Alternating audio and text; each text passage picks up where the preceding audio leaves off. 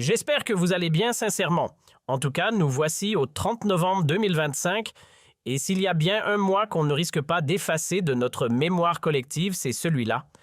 Novembre 2025 restera gravé comme le théâtre d'un séisme politico-médiatique, l'affaire Hamlaoui. Et attention, on ne parle pas d'une banale histoire de pots de vin ou de billets qui disparaissent dans des poches douteuses. Ce n'est pas juste une nouvelle casserole à accrocher à la longue liste de magouilles d'État. Non, c'est plus profond.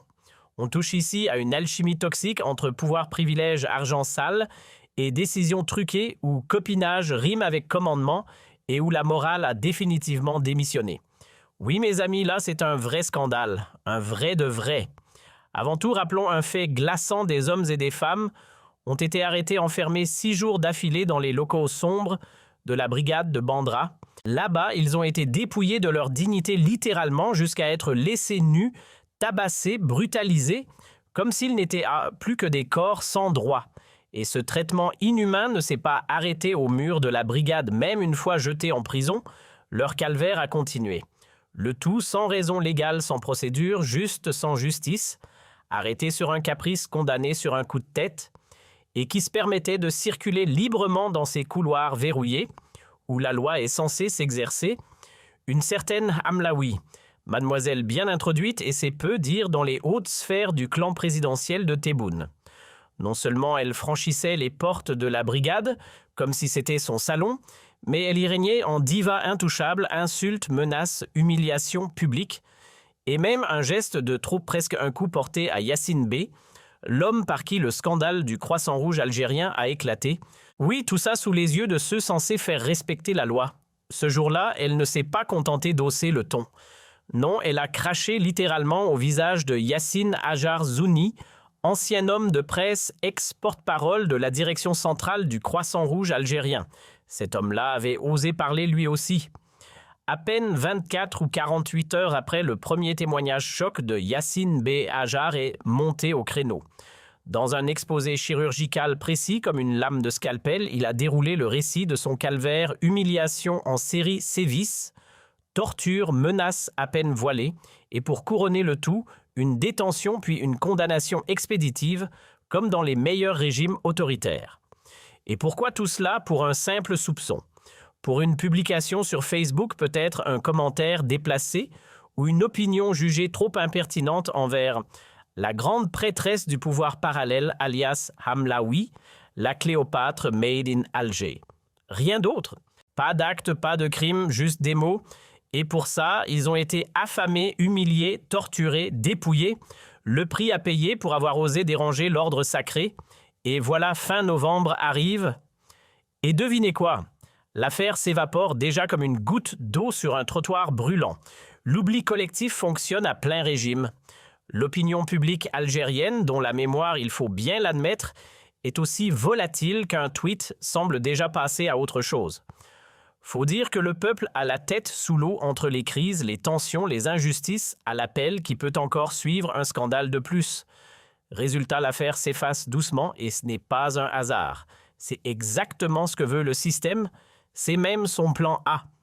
Le régime de Tebboune, lui, n'a pas improvisé. Il a déroulé une partition habile, limite machiavélique. D'abord, on neutralise les témoins gênants, Yassine et Hajar Zouni, en les poussant au silence. Ensuite, on joue la carte de la diversion, une prétendue enquête, des bruits de couloir lâchés sur les réseaux sociaux, des rumeurs de suspension de procédures internes, d'investigations parallèles. Bref, on alimente un faux suspense.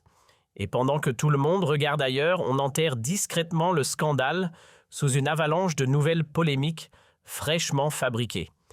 Triste ironie du sort pour ceux qui ont souffert leur drame a vite été noyé sous une avalanche de nouveaux scandales. Comme si la machine à polémique du pays tournait en continu. Et au milieu de ce vacarme médiatique, l'affaire Sansa, survenue le 12 novembre 2025, a débarqué comme un bulldozer balayant sur son passage toute tentative de mémoire collective. Les projecteurs ont changé de cible et les victimes du dossier Hamlaoui, elles ont glissé dans l'ombre. Alors qu'on boucle le mois, un petit bilan s'impose.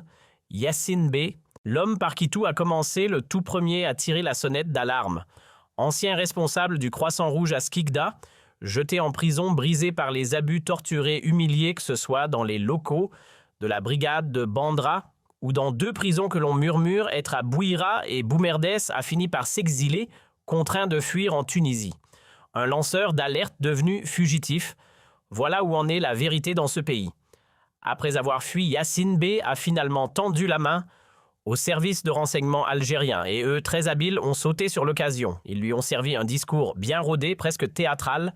Reviens au pays, dis la vérité, explique que tu as été victime d'un abus criant, que tu possèdes des preuves solides, noir sur blanc, de la manière dont Samia Hamlaoui a manipulé, détourné et noyé dans l'opacité les finances du Croissant Rouge.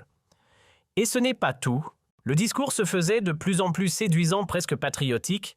Tu es un fils du pays, non.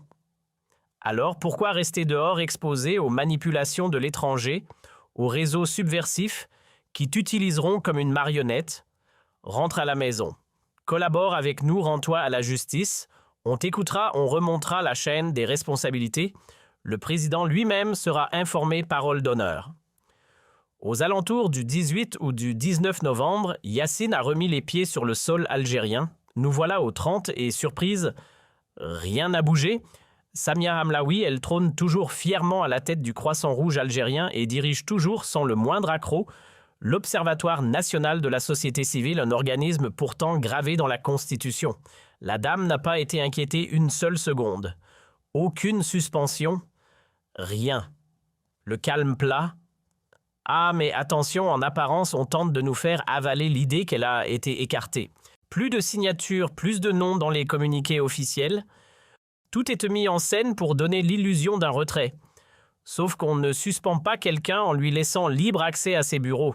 Et encore moins quand cette personne gère non pas une, mais 2 institutions étatiques. Une mise à l'écart qui sent la poudre aux yeux. On nous répète qu'une enquête est en cours. Très bien. Mais alors, qui a interrogé Yassine? Mystère total. Est-ce la police militaire, les services de contre-espionnage, les renseignements généraux? Ou un obscur bureau de l'ombre? Absolument personne ne sait. Jamais je n'ai vu un brouillard aussi dense autour d'une affaire pourtant aussi brûlante. Les versions se contredisent, les sources s'embrouillent et le flou devient presque une stratégie. Mais au fond, peu importe l'identité de l'interrogateur. Ce qui compte, c'est que Yassine lui a livré toutes ses munitions. Des documents, des noms, des faits, des preuves qu'il décrit comme précises, vérifiables, impossibles à ignorer. Il a tout transmis sans retenue aux autorités de ce pays.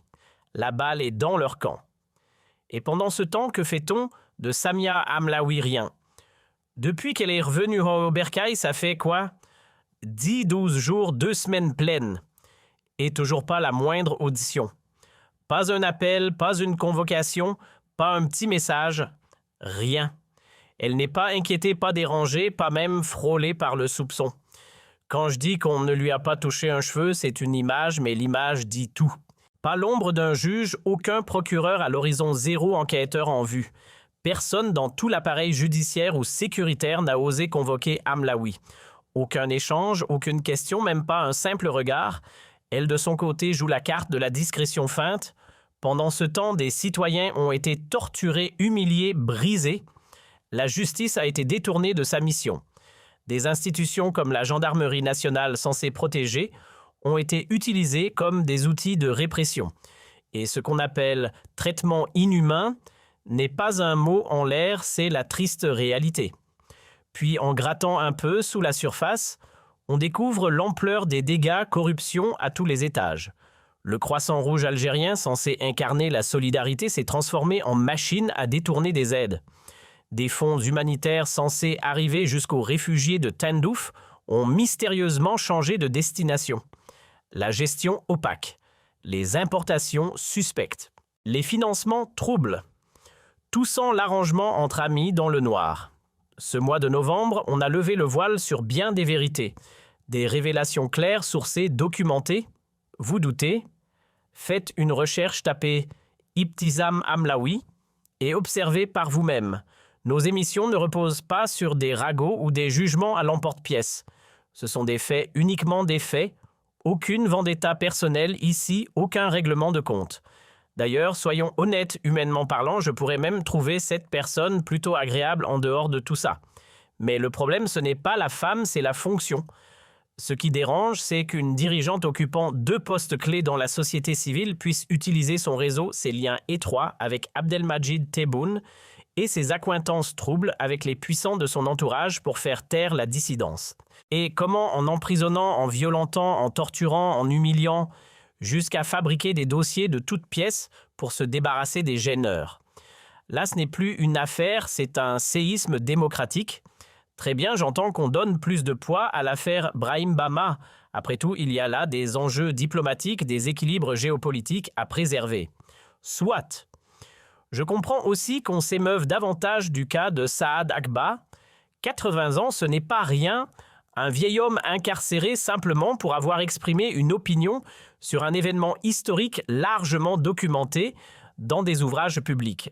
Oui, son arrestation choque, elle interpelle, elle bouleverse.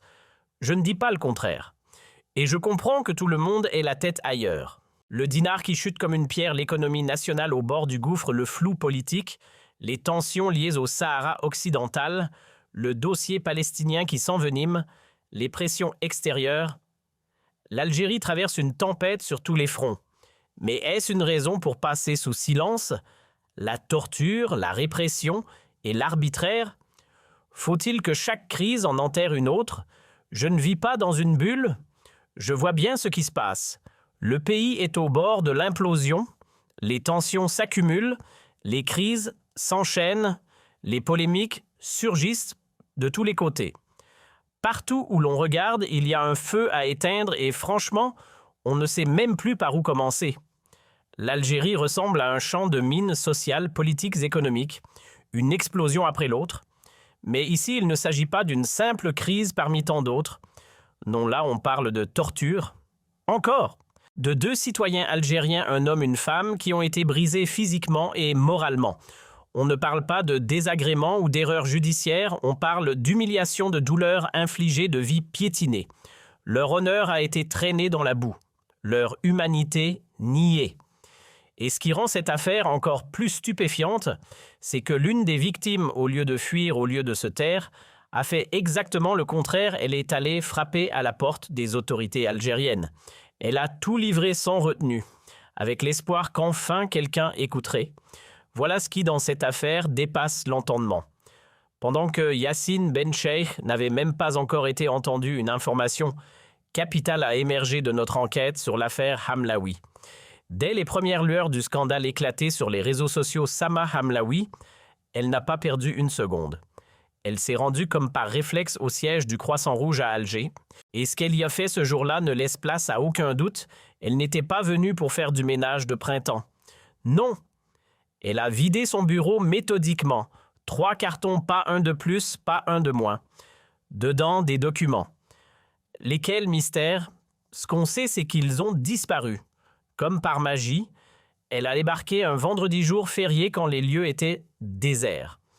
Accompagnée de sa voiture, elle a embarqué les fameuses boîtes et depuis, plus aucune trace. Plus de papier, plus d'images, plus rien. Tout a été effacé comme si elle savait exactement quoi faire et surtout quand le faire. Le vendredi en question, elle ne s'est pas contentée de remplir des cartons. Non, elle a aussi effacé son passage. Comme si elle n'avait jamais mis les pieds dans les locaux du Croissant Rouge ce jour-là. Ce qu'il y avait dans ces boîtes, mystère total. Aucun inventaire, aucun témoin, aucune preuve. Tout ce qu'on sait, c'est qu'elle est repartie avec 3 cartons bien fermés et que personne ne les a jamais revus. Pourquoi je parle de disparition et pas simplement de rangement ou de transfert? Parce que ce n'est pas juste du papier qui s'est volatilisé. Elle a carrément ordonné la suppression des images de surveillance. Elle a demandé aux équipes techniques d'effacer chaque seconde filmée ce jour-là. Résultat, plus aucune trace vidéo de sa visite. Les 3 cartons ont disparu dans un trou noir. Destination inconnue. Objectif inconnu. Dans quel but? Franchement, même nous, on n'en sait rien. Et pendant ce temps, on continue à parler d'enquête. Soyons sérieux. Une personne qui a eu le temps et la liberté totale de dissimuler des éléments potentiellement accablants, voire de les faire disparaître à jamais, c'est déjà la fin du match. À partir du moment où des preuves sont parties en fumée, toute investigation devient biaisée. C'est comme chercher la vérité avec une carte truquée. Alors maintenant, qu'est-ce qu'on a sous les yeux? Yacine est bel et bien de retour en Algérie, mais depuis qu'il a livré son témoignage, plus un mot. Silence radio. Disparu des réseaux, plus aucun post, plus aucune prise de parole. C'est étrange, non? Il rentre, il parle et hop, plus rien. Est-ce qu'on lui a imposé le silence? Est-ce qu'on lui a conseillé de se taire? Franchement, je n'en sais rien, mais la question mérite d'être posée. Et lui, qu'est-il devenu depuis mystère complet? Plus personne ne semble savoir où il est, ni ce qu'il fait. Et pendant ce temps-là, que fait-elle elle? Elle poste. Oui, sur Facebook. Récemment, on l'a vu s'attaquer au loup algérien. Oui, oui. Dans un statut enflammé, elle dénonçait violemment la situation de cet animal. Un post très engagé, très critique. Bref, elle est active, très active, mais pas inquiétée. Alors, qu'est-ce qu'on en conclut? Que devient-elle au fond? Et surtout, qu'est-ce qu'il advient de Hajar Zouni? Où est-elle? Que fait-elle? Que subit-elle? Là aussi, c'est le flou total. Silence sur toute la ligne. Personne ne peut répondre. Et c'est bien ça le problème. Quand on regarde de près la manière dont cette affaire a été gérée, si tant est qu'on puisse appeler ça une gestion, il ne fait plus aucun doute. Ce n'est pas qu'un ressenti personnel, ce n'est pas juste une impression vague. Non, j'en suis convaincu. Et je le dis parce que j'ai recoupé, j'ai enquêté, j'ai vérifié auprès de sources fiables. Le plan dès le départ était limpide, réduire au silence. Il n'a jamais été question d'ouvrir une véritable enquête sur Hamlaoui. Pas question de la mettre en cause, de l'interroger, encore moins de la sanctionner. L'objectif n'était pas la justice. L'objectif, c'était le mutisme. Oui, tout tournait autour de ça, faire taire ceux qui savaient étouffer les voix gênantes. Il fallait les neutraliser, les empêcher de raconter ce qu'ils avaient vu, vécu, subi, les empêcher de publier, de témoigner, de dénoncer. Et pourquoi? Pour préserver âme, pour protéger celles dont il ne faut pas prononcer le nom trop fort dans les couloirs du pouvoir. Parce qu'à l'heure actuelle, une chose est claire, il est sous protection, intouchable. Et franchement, dans un pays digne de ce nom, où la justice est censée réagir à la souffrance, aux témoignages de torture, de traitements inhumains, de brutalité institutionnalisée, on ne met pas 30 jours pour convoquer les protagonistes. On n'attend pas un mois pour poser une question, pour entendre un mot. Ce genre d'inaction dans un État qui se respecte, ça n'existe pas. Mais là, on a préféré le silence. On a préféré étouffer l'affaire. Et pourquoi donc? Parce qu'il paraît que Ham n'aime pas qu'on lui mette la pression.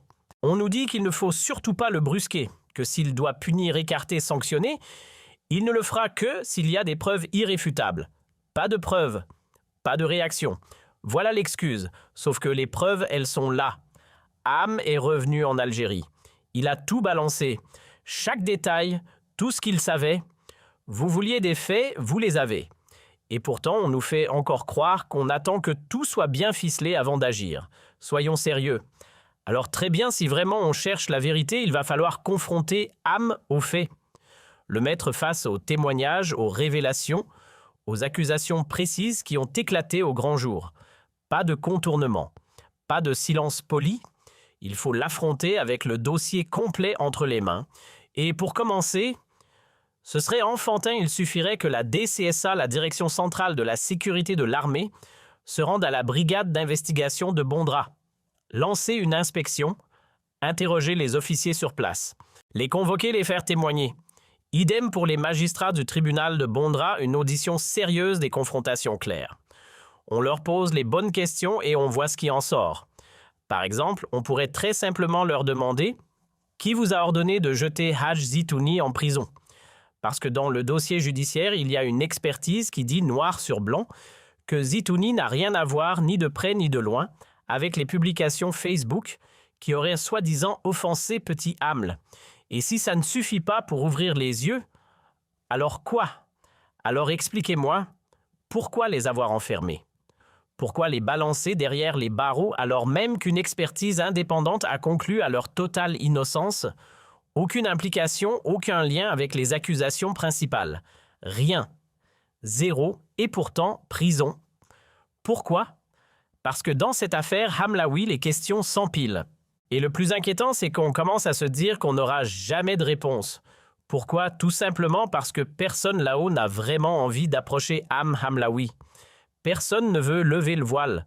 On évite soigneusement de toucher à l'intouchable, car si elle tombe, si Am vacille, si elle est punie, débarquée, remplacée, alors là, ce n'est plus un scandale, c'est une bombe. Une déflagration politique, et ça, ils ne veulent pas le gérer. Alors plutôt que de faire la lumière, on préfère éteindre les voix, faire taire tout le monde, jusqu'au silence total. Ce qu'on cherche, ce n'est pas seulement le silence, non. On veut l'imposer, l'extorquer, l'enfoncer dans les gorges de tous ceux qui savent. Éteindre toutes les voix, geler tous les mots. Pourquoi? Parce qu'en réduisant tout le monde au silence, on évite peut-être que le scandale prenne une autre tournure. Une plus grosse, plus incontrôlable, plus explosive. Et au fond, si on la protège autant, c'est peut-être parce qu'on la craint. Car une Hamlaoui éjectée du système hors de la machine pourrait devenir une menace bien plus grande qu'une Hamlaoui à l'intérieur bien docile, bien utile. Pourquoi? Parce qu'elle sait trop. Parce qu'elle a vu ce qu'on ne devait jamais voir. Et surtout, parce qu'elle a participé à des choses que personne ne veut voir remonter à la surface.